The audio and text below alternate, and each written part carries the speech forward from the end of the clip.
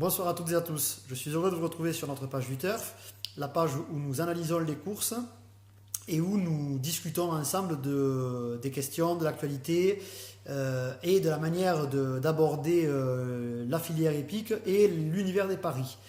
Alors aujourd'hui, je vais vous présenter deux courses qui auront lieu sur l'hippodrome de Meslay-du-Maine le 2 août, c'est-à-dire après-demain à l'heure où j'enregistre.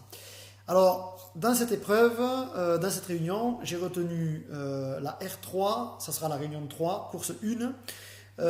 J'ai retenu dans cette épreuve le numéro 13, Candidat d'Ortige.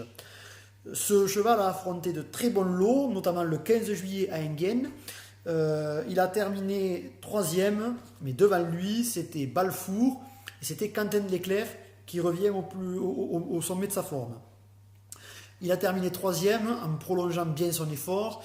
Le style était plutôt plaisant. Je pense très sincèrement que dans ce lot-là et dans cette épreuve-là, il s'annonce redoutable. Ensuite, j'ai retenu le numéro 2, Vegas Després.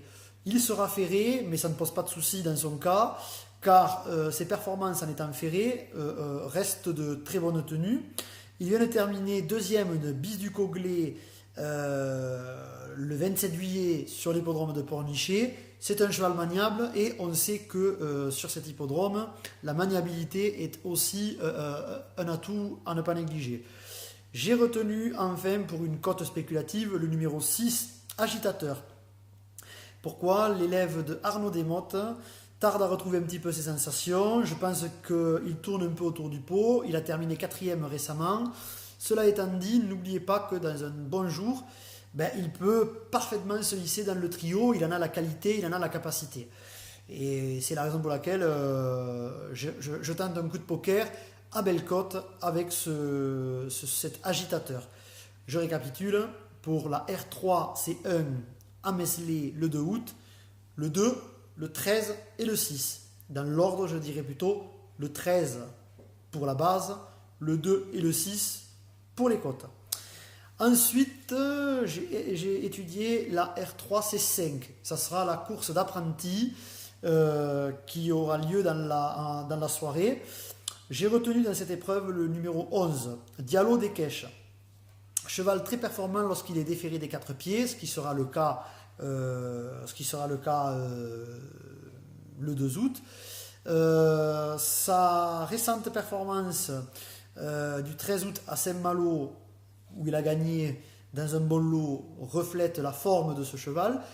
Très sincèrement, il a devancé Duc du Cèdre, donc qui va courir aussi, et qu'il faudra donc retenir. Si on retient Diallo Desquèches, on retient Duc du Cèdre, dans un très bon style.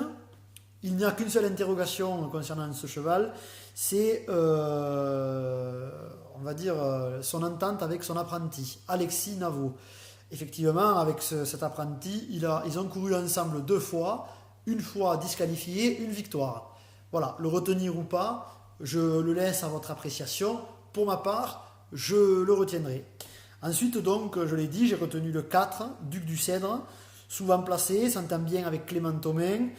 C'est un cheval très performant, assez régulier, mais il n'est pas à l'abri d'une incartade. Voilà pourquoi je le retiens dans un second temps. Et enfin, un coup de poker là aussi spéculatif. Il s'agira du numéro 15, Diego Vernois. Le cheval est en forme, sa 3e place au Sable d'Olonne le démontre. Là aussi, une interrogation concernant son apprenti. Son apprenti va le découvrir. Alors, dans ce type d'épreuve, j'attire votre attention sur le fait que des surprises sont toujours possibles. Voilà, ça sera tout pour les courses du 2 août. Je vais répondre à une question, prochainement dans une prochaine vidéo. Faut-il suivre, quand on est débutant, faut-il suivre les pronostics de la presse? Quels pronostiqueurs suivre? Les pronostiqueurs sont-ils là pour nous aider ou pour nous influencer?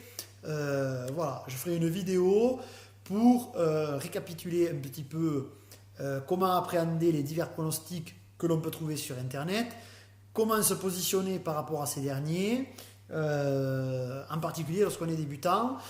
Voilà. Je répondrai aussi à une question qui m'a été posée. Quel type de pari engager et pourquoi finalement je propose des combinaisons relativement restreintes et pas les combinaisons de 8 chevaux, pas de quintet, pas de quartet, très peu de multi, enfin de The 4 ou de multi ou de quadri, beaucoup de trios, de couplets et de simples.